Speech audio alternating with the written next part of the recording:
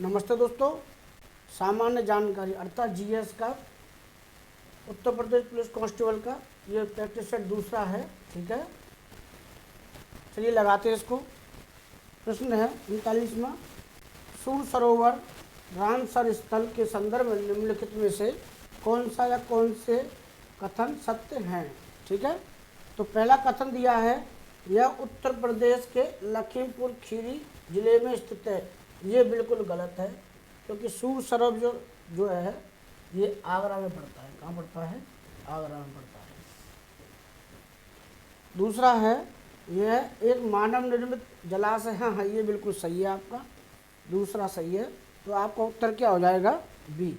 ठीक है, ये है सूर सरोवर रामसर स्थल उत्तर प्रदेश के आगरा जिले में स्थित मानव निर्मित जलाशय है। इसे कीटम झील के नाम से भी जाना जाता है। किस नाम से? कीटम झील से। ठीक है, उत्तर प्रदेश में जब आप आगरा से मथुरा जाएंगे तो ये आपको दिखाई देगा। नेशनल हाईवे कौन सा है? NH-19, जो कि पहले पूर्व में 2 था ना, वही अब 19 हो गया, उसी पर पड़ता है ये। ठीक है, कीटम झील के नाम से भी जाना जाता है। वर्तमान में भारत के कुल 75, भारत में कितने जो रामसर स्थल हैं? अब 75। ठीक है, 75 जिले हैं और भारत में 75 ही रामसर स्थल हो गए। यूपी में जिले कितने? 75, और 75 रामसर स्थल हैं कितने? भारत में हैं। भारत के संदर्भ में बात कर रहा हूँ। रामसर आर्द्र भूमि के अंतर्गत शामिल हैं। वर्तमान स्थिति के अनुसार रामसर संख्या के मामले में तमिलनाडु में क्या है? सबसे ज़्यादा रामसर स्थल है। ठीक है, कितने हैं यहाँ पर? यहाँ पर है आपके 14, और दूसरे नंबर पे आते हैं अपने यूपी महाराष्ट्र। ठीक है, इनमें कितने हैं? 10। ठीक है, 10 यहाँ पढ़ते हैं। आगे चलते हैं। अगला प्रश्न है, चंद्रप्रभा वन्य जीव अभयारण्य उत्तर प्रदेश का एक प्रमुख वन्य जीव अभयारण्य है। निम्नलिखित में से कहाँ पर अवस्थित है? तो देखिए, बहुत अच्छा प्रश्न है, ये परीक्षा में आने लायक भी है। ये जनपद चंदौली में पड़ता है। चंद्रप्रभा वन्य जीव विहार या अभयारण्य उत्तर प्रदेश के चंदौली जिले में अवस्थित है। यह अभयारण्य लगभग 78 वर्ग किलोमीटर, ठीक है, 78 वर्ग किलोमीटर फैला हुआ है। ठीक है, किलोमीटर में फैला हुआ है। इसकी स्थापना 1957 में हुई थी। कहाँ हुई थी? 1957 में हुई थी। ठीक है, पीलीभीत में जो अपना दुधवा टाइगर रिजर्व है, ठीक है, जनपद उन्नाव में है। लाख बहुसी पक्षी विहार है यहाँ पर। और महाराजगंज जो है, यहाँ पर जटायु, ठीक है, जो गिद्धों के लिए संरक्षण केंद्र है, वो यहाँ पर बनाया जा रहा है। तो आपका उत्तर इसमें से क्या है? चंदौली। ठीक, अगला प्रश्न है आपका 41वां, उत्तर प्रदेश के भावर क्षेत्र में निम्नलिखित में से किस प्रकार की मृदा पाई जाती है? यह है कंकरीली। ठीक है, कंकरीली और पथरीली पाई जाती है। देखिए, इसका यहाँ पर समझा देते हैं कि जैसे ये पहाड़ है, जब यहाँ से नदी निकलती हैं तो अपने साथ कंकड़ मित्र जो लेके आती, पत्थर लेके आती हैं, तो जब इकट्ठा हो जाते हैं तो यहाँ से नदियाँ विलुप्त हो जाती हैं, अंदर होके बहती हैं। तो यहाँ पर कौन सी मिट्टी पाई जाती है? कंकरीली। ठीक है, ककरीली मिट्टी हुई थी, कंकड़ पथरीली पाई जाती है इसलिए। ठीक है, यही है इसका उत्तर। कौन सा है? ककरीली और पथरीली।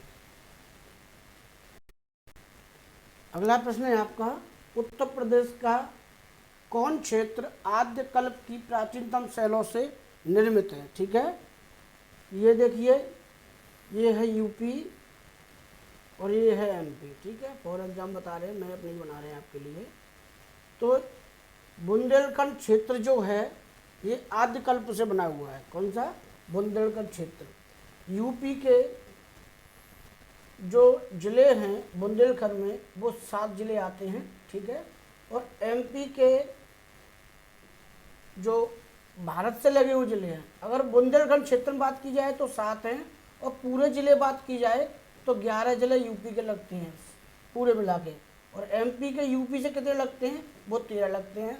बुंदेलखंड में सात जो जिले आते हैं उनमें आपका चित्रकूट, बांदा, हमीरपुर, महोबा, जालौन, ठीक है, झांसी और ललितपुर, ये 7 जिले हैं। ठीक है, अगला प्रश्न है, और इसी में बताती हैं बुंदेलखंड की जो राजधानी थी वो जोजाभुक्ति थी। कौन सी थी? जोजाभुक्ति थी। आगे है भारत के, अगला प्रश्न है, भारत के कुल भौगोलिक क्षेत्रफल में उत्तर प्रदेश कितना भौगोलिक प्रतिशत है? ठीक है, ये देखिए बहुत सुंदर क्वेश्चन, बहुत सुंदर। ठीक है, उत्तर प्रदेश भारत में जो जिले हैं वो राज्य हैं, राज्यों के हिसाब से 4वें स्थान पर आता है। ठीक है, 4th स्थान रखता है। पहले पे है राजस्थान जी, दूसरे पे है MP, ठीक है, तीसरे पे है महाराष्ट्र और चौथे पे है अपने UP। ठीक, जनसंख्या में पहले पर है ये महोदय, और ये क्षेत्रफल में पहले पर हैं। ठीक है जी।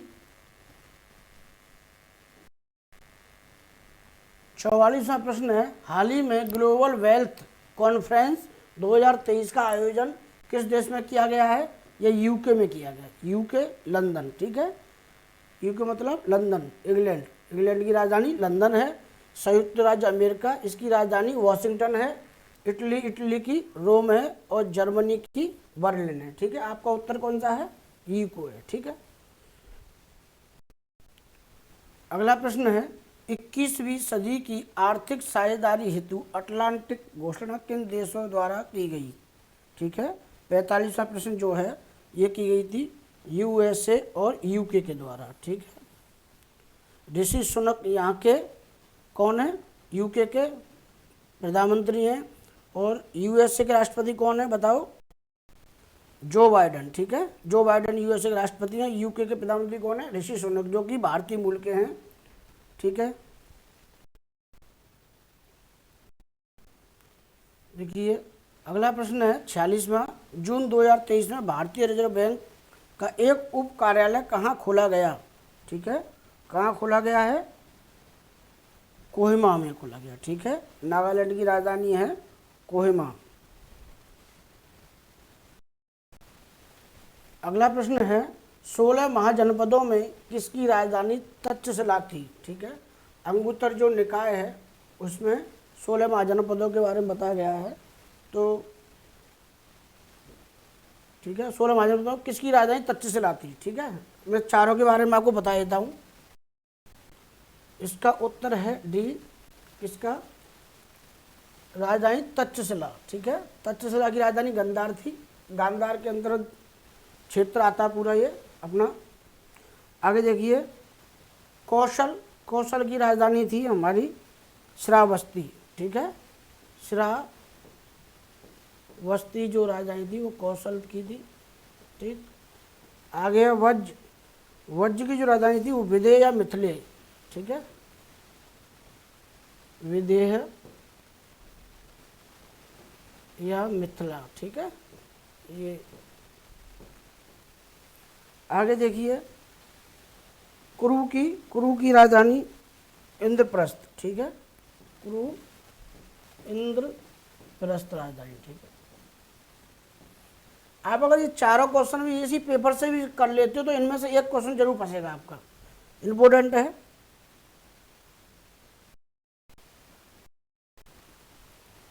अगला प्रश्न है, गुजरात में डैश डैश, ठीक है, झील वस्तुतः एक कृत्रिम जलाशय है जो कि मौर्यों के शासन के दौरान बनाई गई थी। 48वां प्रश्न है, और यह बनाई थी सुदर्शन झील। ठीक है, सुदर्शन झील, सुदर्शन झील गुजरात के गिरनार क्षेत्र में स्थित है। इस झील का निर्माण मौर्य वंश के संस्थापक चंद्रगुप्त मौर्य के आदेश से उसके गिरनार में नियुक्त राज्यपाल पुष्यगुप्त वैश्य ने करवाया था। किसने करवाया था? पुष्यगुप्त वैश्य ने कराया था। इस झील का पुनर्निर्माण करवाकर उसे मजबूती प्रदान की। बाद में समय में स्कंदगुप्त ने बड़ी उदारता के साथ धन खर्च किया और इस झील पर एक बांध निर्माण करवाया। जूनागढ़ शिलालेख से एक शक शासक रुद्रामन द्वारा सुदर्शन झील निर्माण का उल्लेख मिलता है।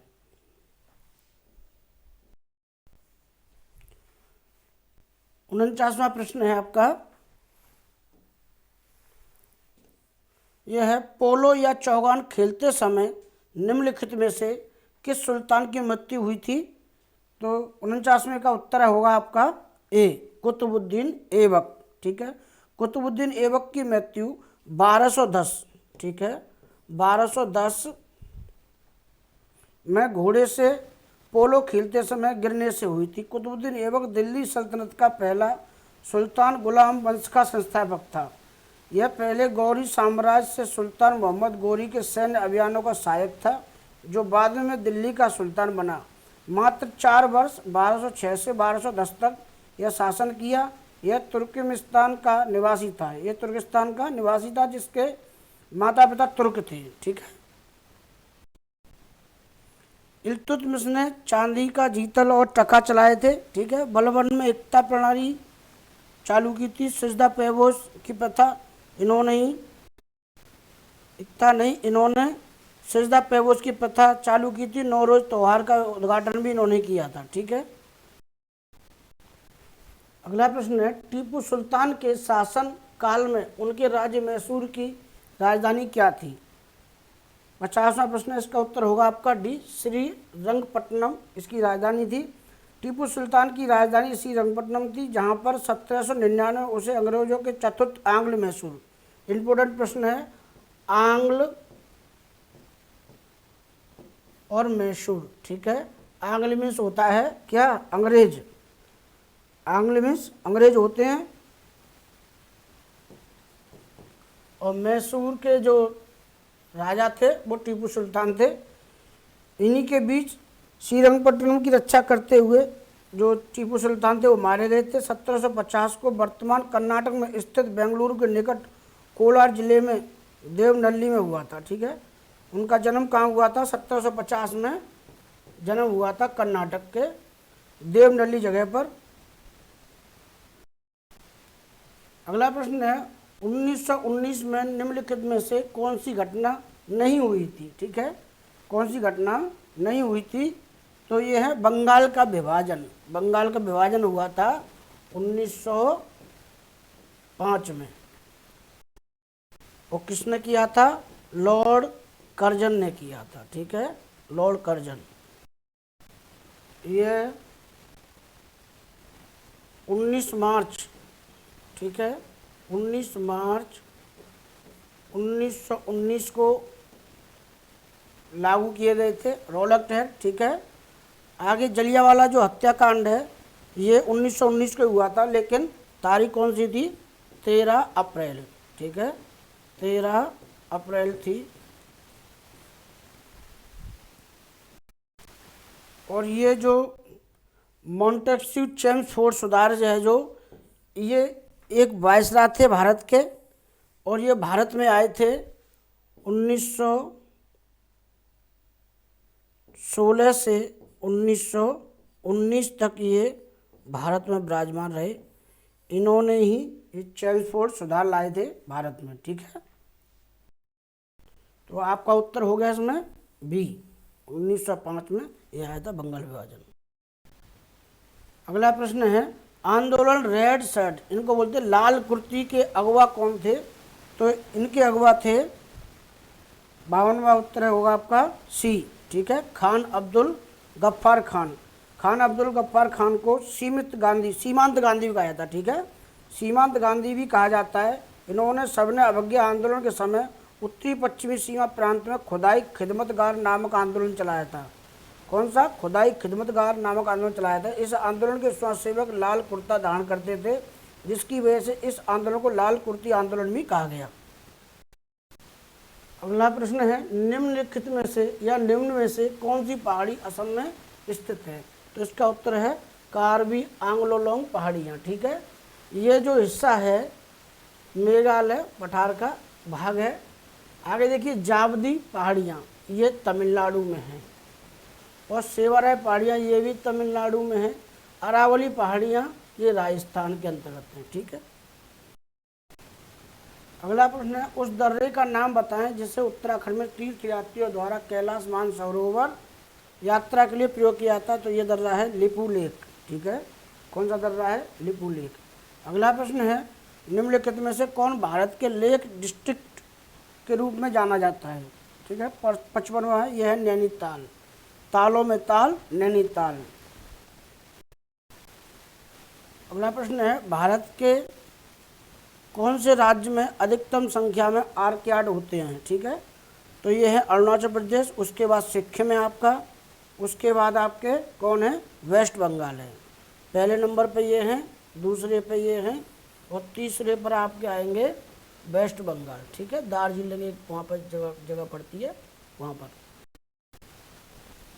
अगला प्रश्न है, वह कौन सा अधिनियम था जिसने भारत में सत्ता ब्रिटिश ईस्ट इंडिया कंपनी से ब्रिटिश क्राउन में स्थापित कर दी थी? क्योंकि भारत के अंदर जब हमको गुलाम बनाया गया तो पहले कंपनी आई, ठीक है, कंपनी आने के बाद फिर ये राजा बन गए हमारे यहाँ पे।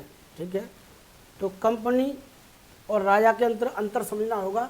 पहले कंपनी द्वारा राज चलाया जा रहा था, फिर ये खुद राजा बन गए, अर्थात सामग्री बन गई, यहाँ की महारानी बन गई। वो कौन सा अधिनियम था? वो था भारत शासन अधिनियम, भारत सरकार अधिनियम 1858। ठीक है, 58वां प्रश्न है, भारतीय संविधान का अनुच्छेद 31 नीति निर्देशक सिद्धांतों को प्रभावी करने के कानूनों का संरक्षण किससे संबंधित है? ये है भारतीय नागरिक के मौलिक अधिकार। ठीक है, अगला प्रश्न है आपका, निम्नलिखित में से किस राज्य का विधानमंडल द्विसदनीय है? ठीक है, 59वां है, 59वें का उत्तर है आपका कर्नाटक। ठीक है, ये आपका राज्य हो जाएगा कर्नाटक। अगला प्रश्न है आपका 60वां, नीति आयोग के अध्यक्ष कौन हैं? तो ये प्रधानमंत्री हैं। प्रधानमंत्री, जो भी प्रधानमंत्री रहेगा वो इसके अध्यक्ष रहेंगे, चाहे प्रधानमंत्री पंडित जवाहरलाल नेहरू रहे हों, चाहे प्रधानमंत्री मोदी रहे हों, चाहे मनमोहन सिंह रहे, जो भी इसके जो प्रधानमंत्री वर्तमान होंगे वो इसके अध्यक्ष होते हैं।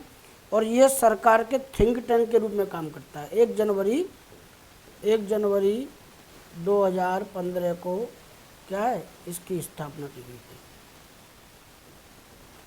ठीक है, 2015 को इसकी स्थापना की गई।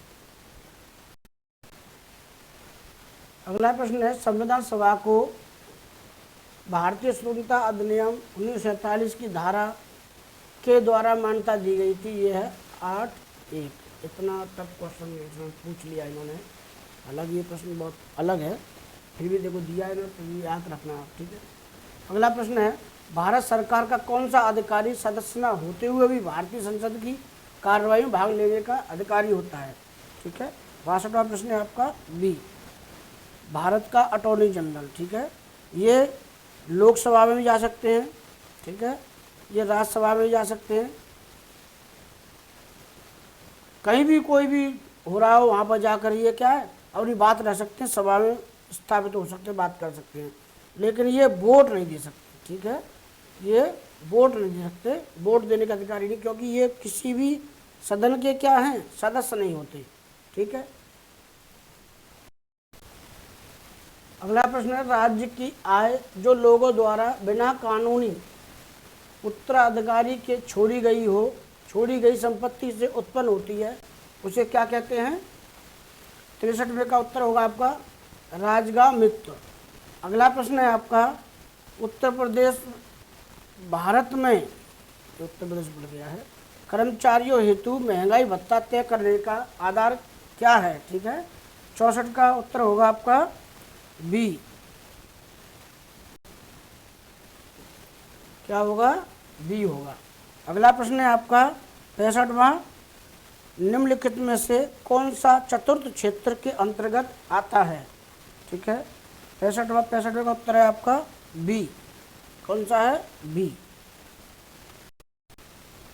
अगला प्रश्न है आपका, एक सुलभ मुद्रा वह है जिसमें अन्य मुद्राओं की सापेक्ष मूल्यों में की अपेक्षा की जाती है। ठीक है, तो इसका उत्तर होगा 67वां है आपका डी आंसर है इसका। ठीक है, कमी की जाती है। अगला प्रश्न है आपका 68वां, यदि भारतीय रिजर्व बैंक नगद रिजर्व अनुपात, कैश रिजर्व रेशियो अनुपात कम करती है तो क्या परिणाम होगा? ठीक है, क्या परिणाम होगा? तो परिणाम होगा आपका ए, ऋण सृजन बढ़ेगा। जैसे ये बैंक है, इसने क्या है, बैंकों को लोन देने के लिए अपने क्या है, रेट में कमी कर दी, रेट में कमी कर दी, तो ये बैंक क्या जाएंगे, भाग भाग कर जाएंगे कि हमें दो लोन, हमें दो लोन, हमें दो लोन। तो पैसा नीचे बैंकों में आ जाएगा। जब इनके पास आ जाएगा तो ये फिर ग्राहकों को देंगे, जल्दी जल्दी पैसा आ गया, लो जल्दी लो, पैसे लो, ले लो लोन, जितनी लोन चाहिए उतनी ले जाओ भाई, जल्दी जल्दी ले जाओ। तो क्या होगा फिर, परिणाम क्या होगा, ऋण सृजन बढ़ेगा, क्योंकि ऋण बढ़ेगा फिर बैंक भी कहेंगे ले जाओ भाई, बैंक ले जाओ, तो लोन ले जाओ, लोन ले जाओ, ठीक है, बैंक नहीं है। अगला प्रश्न है आपका, ये आपका हो गया, ठीक है, यहीं से हो गया ये, नहीं सॉरी, इसका ये उत्तर था, ऋण सृजन बढ़ेगा, ठीक है। अगला है 69वां, किस राज्य केंद्र शासित प्रदेश में हिमायत युवकों के लिए एक प्रशिक्षण नियोजन कार्यक्रम है, ये जम्मू कश्मीर में है, ठीक है साहब, जम्मू कश्मीर में चर्चा में रहा था। 70वां प्रश्न है आपका, प्रथम पंचवर्षीय योजना में जारी की गई थी, तो प्रथम पंचवर्षीय योजना जारी की गई थी 1951 में जारी की, तो 56 तक चलेगी, ये पक्की बात है, क्योंकि 5 साल का प्लान है, ठीक है ना, ये समझने की बात ही है। 51 से 56, 1956 तक चलेगी। और इसको हेराल्ड डोमर क्या है, जो मॉडल था उस पर आधारित थी, और इसका जो ध्येय था, इसका उद्देश्य था, वो क्या था, कृषि का विकास और इसका उद्देश्य राष्ट्र के विभाजन, ठीक है, क्योंकि विश्व युद्ध के कारण उत्पन्न विभिन्न समस्याओं का समाधान करना था, कृषि विकास पर आधारित थी, ठीक।